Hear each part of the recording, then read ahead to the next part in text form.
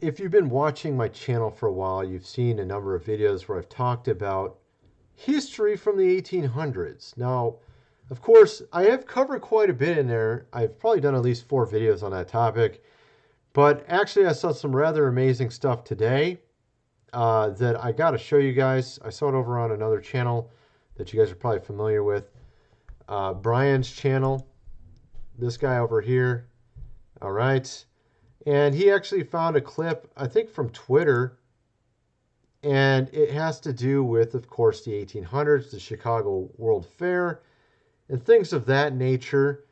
And, you know, I covered this before, but like what he was showing, or what he had, this little clip he was showing in his video, I had never seen before. And I also saw some new pictures that are just absolutely amazing. I'm just like, what in the world? And some of the facts that they present in this video really just kind of break it down very well and explain just how unbelievable the whole thing is. Because they had these world fairs all across the world around the same time frame. It's like a 50-year time or 40, 50-year time frame where they just had all these different world fairs all across the world, and they all had these very grandiose buildings that they would paint white for some reason. Maybe because it made them look not old. So if you can imagine some very old buildings that look kind of like Greco-Roman buildings all across the world, in San Francisco, in just Chicago, all different cities in the United States of America, and then on top of that, of course, all across Europe, and even in some other countries that you would never expect in Asia. You have these buildings, they all look very similar to what you see in Rome. And of course, they would have fairs in these cities. They'd have all these like little small shacks they built for themselves to live in, and then they have these grandiose structures that they built in 2 years' time that are unbelievably sized. Even one housed 300,000 people. How many buildings do you know that house 300,000 people? You might got some. I don't even know if there's any football stadiums that can do that. Maybe there are. I'm not exactly a football aficionado, but is there any? I don't even know. Let me go look really quick. Is there any football stadiums? What's the biggest football stadium? Okay, how many people can it house? 100,000. 100,000. That's it. I thought so. I was thinking like 80,000 or something.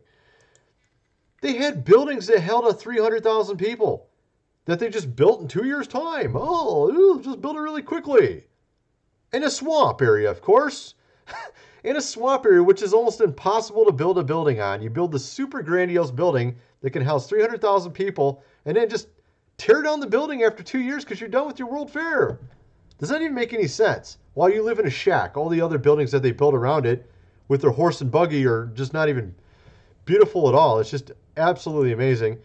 So, where was it at? So, they, like I said, they took them all, as you would say, down. You got this. It was called Chicago, I think is how it was originally called before Chicago. And I think, was this, I'm trying to find the building where he showed this because he showed these pictures really fast. I am trying to remember where it was at. It showed like the stadium, or not the stadium, the building where they housed all these people.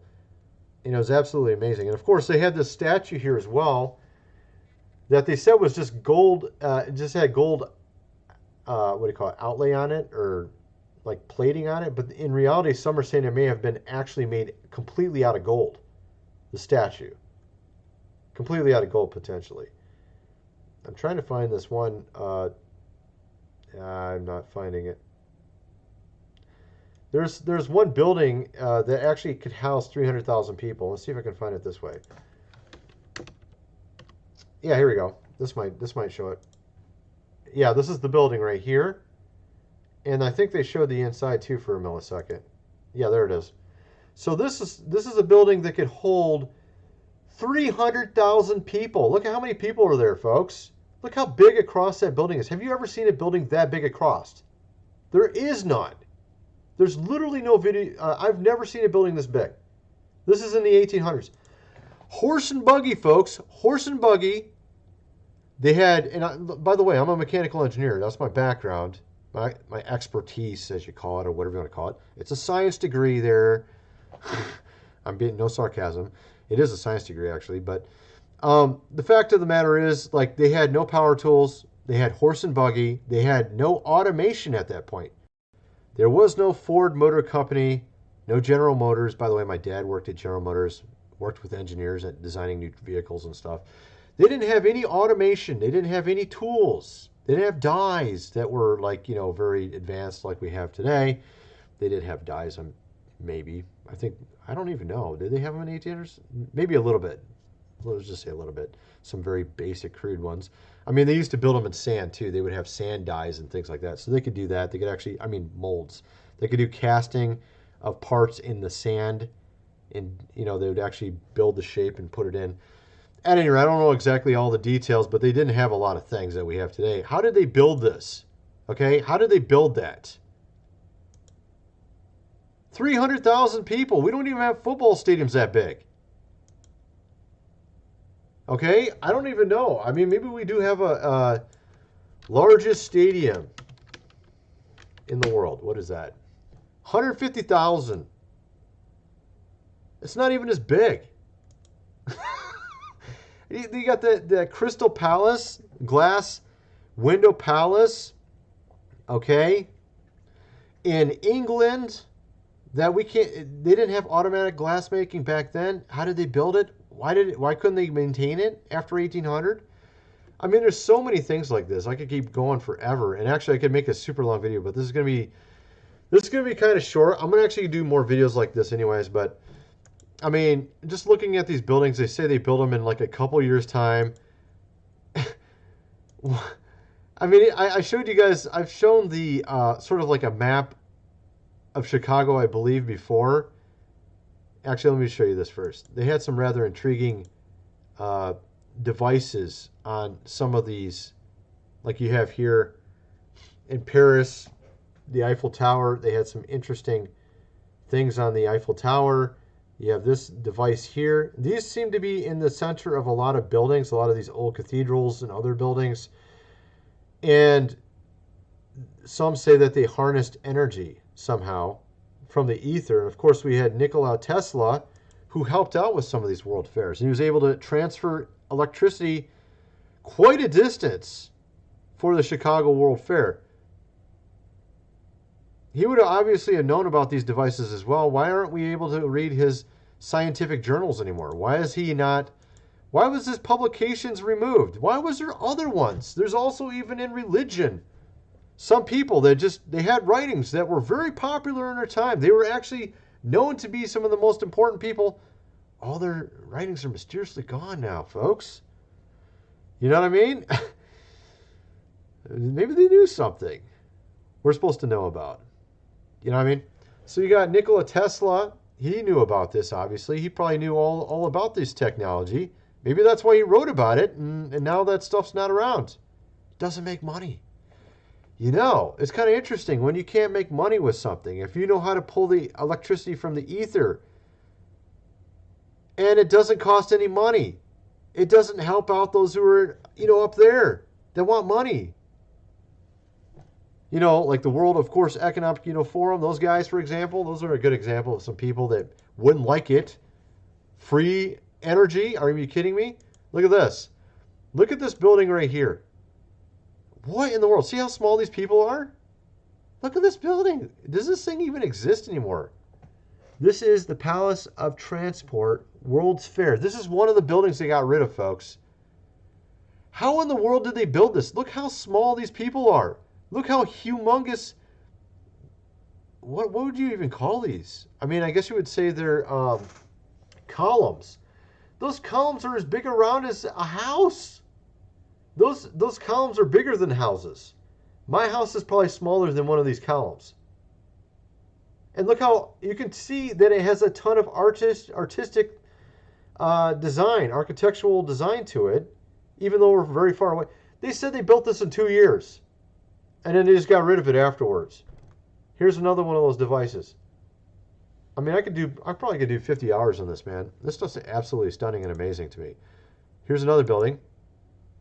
I think this might be the building. Is this the same building that I was showing back here? Maybe. Maybe it is. It might be. No, I don't think it's the same building. I think this This is a different building. Yeah. Just look at that. Imagine if they had a full color video, just how amazing that would look. And what's the lighting they use? You know, they had electricity back then as well. Nikola Tesla helped out with some of that. Just look at how big this building is. I've never seen anything that big. How far away is that? Is that like a mile away? Maybe not a mile. I don't know what it would be. That looks like a mile almost. That is very long. That is a very large building. Let's just put it that way. That's a very large building. And in some of these buildings, of course, they kept for their parliaments in various areas. I think Canada, that's what they did with one of these buildings. Some of these buildings they just got rid of. In Chicago. Here you got another thing. Look at that. Who would build this? Just, what is this? A little water fountain type of thing. Absolutely stunning as well. And you saw how, look how big it is compared to these people. And now let's go back to that one I showed you. Where was that at? I have too many of these open. Right here. Just look how big these columns are. It's just unbelievable. The people look like ants versus the columns. Yeah, they just built that for the World's Fair there in St. Louis. This was in St. Louis. Yeah, this was St. Louis. Have you ever seen a building like that? Just unbelievable. Okay, so, of course, World's Fair in Paris, France. And, of course, they use these fairs to teach people about our history. How convenient. Let's remove history while teaching them about a new history, folks. Let's remove these buildings. Just say we built them in 2 years. In some cases, in a swamp area, which is impossible to build in. We'll just build these grandiose... You didn't build these buildings. You didn't build any of them. Don't give me that. And then, of course, they keep a couple of them for the nice buildings, you know. For example, one of them that we have for our Prez. Yeah, that was one of them too, as well, from what I can tell. Because it actually goes farther down underneath the ground as well. I've seen pictures underneath. It goes very far down. And it has columns down there as well. Okay, look at this thing. That's in Paris as well, 1889. I think that's way bigger than some of these football stadiums. That looks like you could hold the entire Olympics in that thing. Yeah. So, of course, they have them also just these weird columns.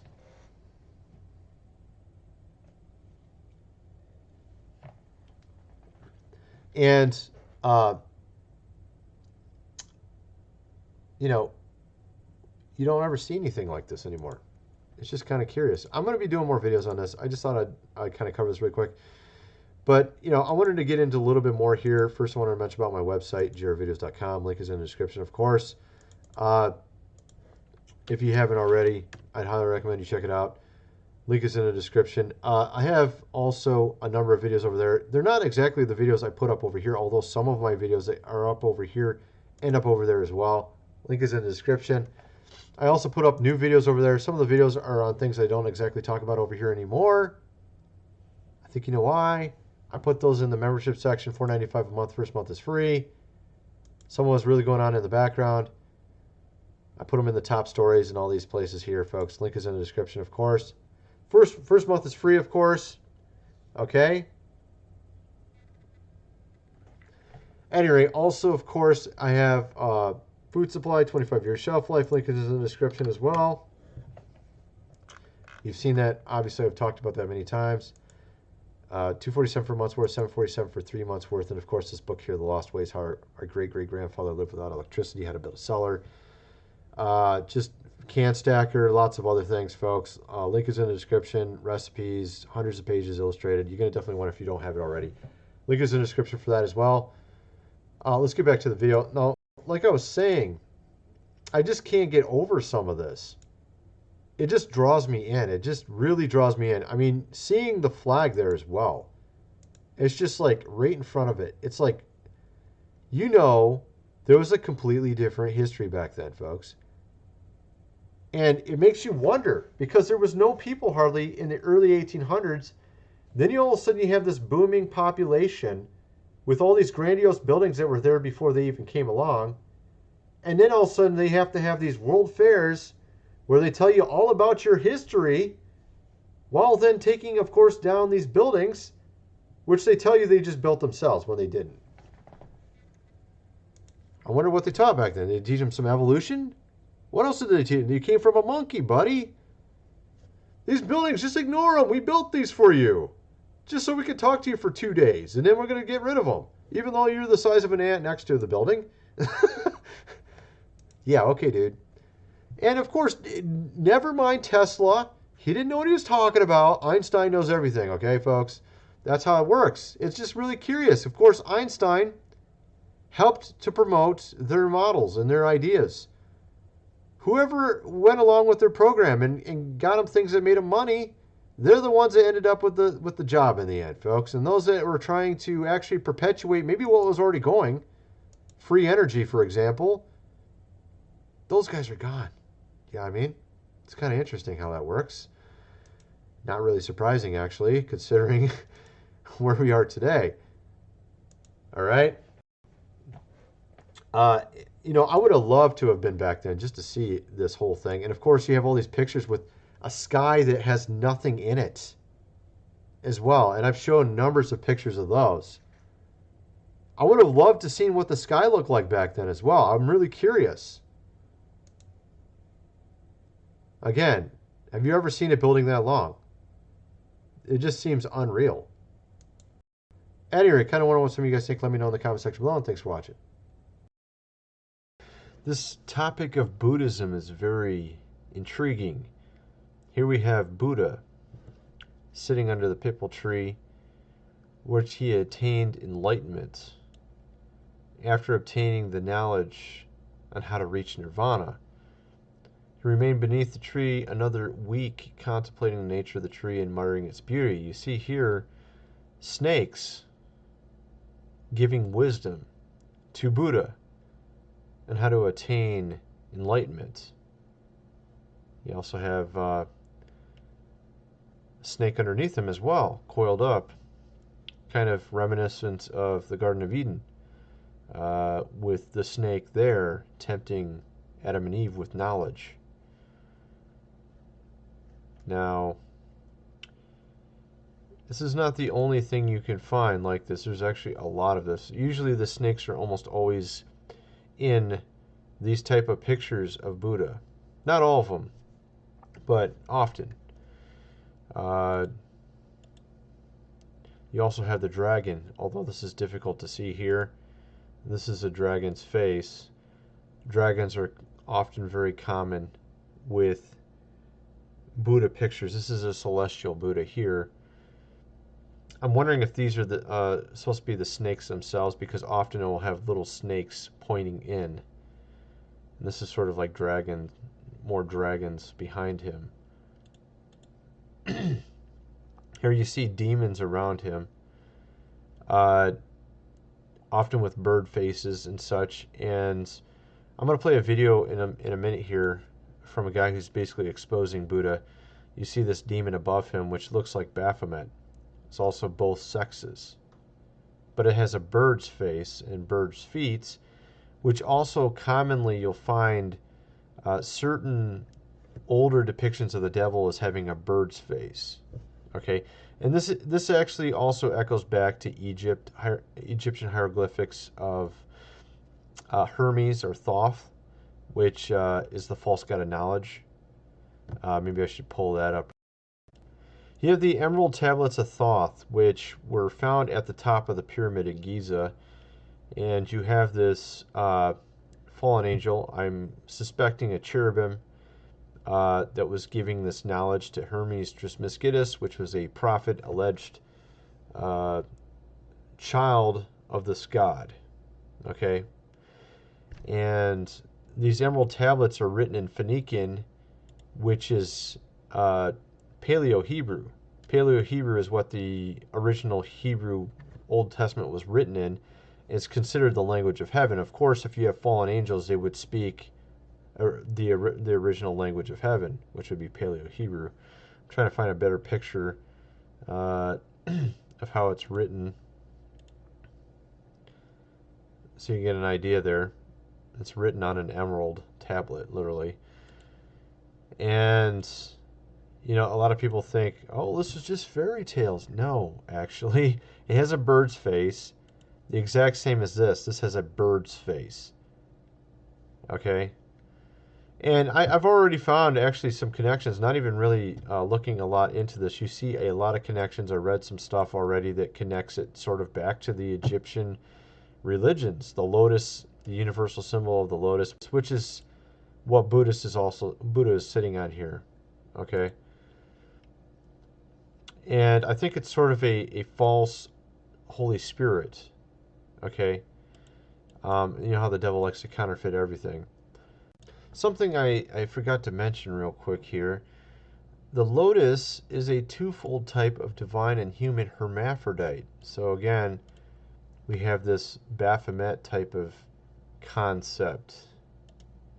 You see here, I'm trying to get it to where it shows it. Here we go. It's Baphomet concept of hermaphrodite, with being dual sex, so basically pointing to that. And then also, it mentioned about the sun being the center. Where is it at? Here we go. The universe evolving from a central sun. Now, this may not sound like anything to people when they just read this and are not aware of sort of the history of this mystery, but the Emerald Tablets of Thoth say the exact same thing. I pulled those up a minute ago. Here we go. They say that everything comes from the sun, S-U-N, okay? And this is, you know, Nimrod. Nimrod is the sun god. Semiramis is the moon god, okay? And Copernicus and Galileo were both Hermeticists, which means they were followers of Hermes or Thoth. They're the same false god, the false god of knowledge. You know, the knowledge, the tree of knowledge of good and evil. Buddha sitting under the tree of knowledge and good and evil. Okay, see how this stuff all ties in? Copernicus and Galileo both were reading the Emerald Tablets of Thoth, and that's where they got their concept of heliocentrism from, that the sun is in the center, and everything worships the sun or derives from the sun. Okay? This is where Copernicus originally got his idea to have the earth spinning around the sun, was from the Emerald Tablets of Thoth. Okay? And you can see here, this is the lotus symbol, which is sort of universal between all these various religions. And the lotus symbol is saying we came from a central sun. It also is, it points to this hermaphrodite being symbology. And so we have here the lotus, and we have here this demon, which is a hermaphrodite, which is equivalent in symbology. So that lotus flower or this are equivalent, and both of them are in these various Buddha murals or paintings or whatever you want to call them. So I just thought I'd point that out real quick. Okay, 4 angels or genie, 4 quarters of heaven. So we see here, just like what we see with the pseudepigraphia, like the Book of Enoch and all these books that the church essentially tried to close the doors on. I mean, the Book of Enoch was pretty much lost until it was the late 1700s, I think it was, when it was rediscovered in Africa. The Catholic Church pretty much got rid of it. And 2nd Esdras chapter 13 predicts that they would get rid of these books. These books would be hidden. We call it also the Apocrypha, and the term Apocrypha means hidden. Talk a lot about the 4 quarters of heaven, talk about fallen angels and genies, and this is where you get the connection. If you go far enough back, a lot of these ancient texts say very similar things. It's just you get perversions, like the Sumerian tablets have perversions of what really occurred. okay, in the Garden of Eden. So you have the devil counterfeiting what was really happening in the Garden of Eden. You have the devil counterfeiting what happened in the flood. That's why you have numerous flood stories. You have the Sumerian flood story. You have like I think it's about 40 different flood stories from all major cultures around the world. And I think a lot of that can be contributed to the fact that, at the Tower of Babel got confused the languages, and they all dispersed with the languages of each region, and they had still the same false gods. They came from Sumer. This is where the Tower of Babel was. This is where the Sumerian tablets were found. They came from there. They all dispersed. Same false gods. Same false Babylonian trinity. But they took it to their whatever region they went to, and then they built their religion from there. And then a lot of that ancient stuff was lost. And what you see today is Buddhism. Actually, Buddhism came out of Hinduism. I'm going to cover that in a second. But you see Hinduism. You see elements of other Eastern religions like Taoism, Shintoism even, where they claim to be descendants of gods. And this is also like the Egyptians with their religion. With Buddhism, Buddha actually means more than one thing. In Hinduism, the term Buddha is the avatar of the god Vishnu. Okay, so what Buddhism basically is a heterodoxy or a heretic of Hinduism, because they reject certain parts of Hinduism. It's considered heterodoxy because they're non-theistic. Okay, but then at the same time, the Buddhists, what they did is they basically declared Buddha to be the avatar of Vishnu, so they're claiming he's a god. That's why they have all these idols of Buddha everywhere. So even though they claim they take away all the deities, they still retain one deity. At the time of Constantine, 300 in the 300 AD range, when they basically melded Sol Invictus worship with Christianity, sun worship. And Sol Invictus, even after Constantine allegedly became a Christian, he was still talking about these false gods, as if they still existed, and he was still revering them, and even had coinage with him next to Sol Invictus on the coinage, and changed Christian holidays to become pagan holidays, Easter and Christmas, which are on winter solstice, on pagan, okay, which a lot of Christians are not aware of still, obviously. They think they're Christian holidays, but they, again, came from this paganism. So the devil was able to get this Babylonian religion into all the religions. He tried to. With Christianity, obviously, there's many Christians that reject all the paganism in Christianity, right? Matter of fact, a lot of the Protestants that came to America were very much against Easter and Christmas. A lot of Christians are not aware of that. Catholicism brought it back into America and made it popular. Now Protestants celebrate Christmas and Easter just like everyone else does. So, but I'm kind of going all over the place, but I wanted to just hit mainly on Buddhism, but I wanted to kind of tie in some of the other religions and show you how all this stuff points back to Babylon, because it all does. Okay? Buddhism came from Hinduism. Hinduism came from the Tower of Babel. They also have the mother-child connection with some very ancient understandings of Hinduism. They have the mother-child, the Trinity, the false Trinity, the Father, Mother, Child Trinity. Even in Taoism and some of these other Eastern religions, they have it also. It's pretty much into everything. A lot of people are not aware of this, but I just wanted to kind of hit on this real quick, and then I'm going to show a video that this guy, he exposes this even more, the satanic influence in Buddhism, where basically it was demons giving knowledge to Buddha. And he even asked Buddhist monks about this. Okay, so it's not as if he's just making this up. He's actually asking them, what is this right here? It's a demon. They even call it a demon. Okay? This topic of Buddhism is very intriguing. Here we have Buddha sitting under the pipal tree, which he attained enlightenment after obtaining the knowledge on how to reach nirvana. He remained beneath the tree another week, contemplating the nature of the tree and admiring its beauty. You see here snakes giving wisdom to Buddha on how to attain enlightenment.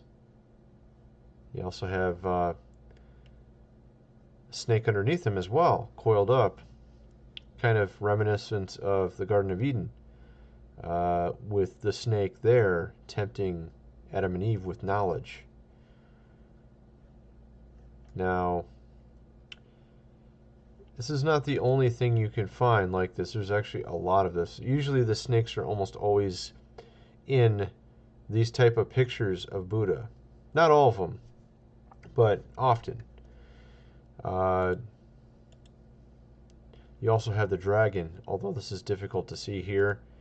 This is a dragon's face. Dragons are often very common with Buddha pictures. This is a celestial Buddha here. I'm wondering if these are the supposed to be the snakes themselves, because often it will have little snakes pointing in. And this is sort of like dragon, more dragons behind him. Here you see demons around him, often with bird faces and such. And I'm going to play a video in a minute here from a guy who's basically exposing Buddha. You see this demon above him, which looks like Baphomet. It's also both sexes, but it has a bird's face and bird's feet, which also commonly you'll find certain older depictions of the devil as having a bird's face. Okay, and this actually also echoes back to Egyptian hieroglyphics of Hermes or Thoth, which is the false god of knowledge. Maybe I should pull that up. You have the emerald tablets of Thoth, which were found at the top of the pyramid at Giza, and you have this fallen angel, I'm suspecting a cherubim, that was giving this knowledge to Hermes Trismegistus, which was a prophet, alleged child of this god. Okay? And these emerald tablets are written in Phoenician, which is Paleo-Hebrew. Paleo-Hebrew is what the original Hebrew Old Testament was written in. It's considered the language of heaven. Of course, if you have fallen angels, they would speak the original language of heaven, which would be Paleo-Hebrew. I'm trying to find a better picture of how it's written, so you get an idea there. It's written on an emerald tablet, literally. And you know, a lot of people think, oh, this is just fairy tales. No, actually, it has a bird's face, the exact same as this. This has a bird's face. Okay? And I've already found actually some connections, not even really looking a lot into this. You see a lot of connections. I read some stuff already that connects it sort of back to the Egyptian religions. The lotus, the universal symbol of the lotus, which is what Buddha is sitting on here. Okay? And I think it's sort of a false Holy Spirit. Okay? You know how the devil likes to counterfeit everything. Something I forgot to mention real quick here. The lotus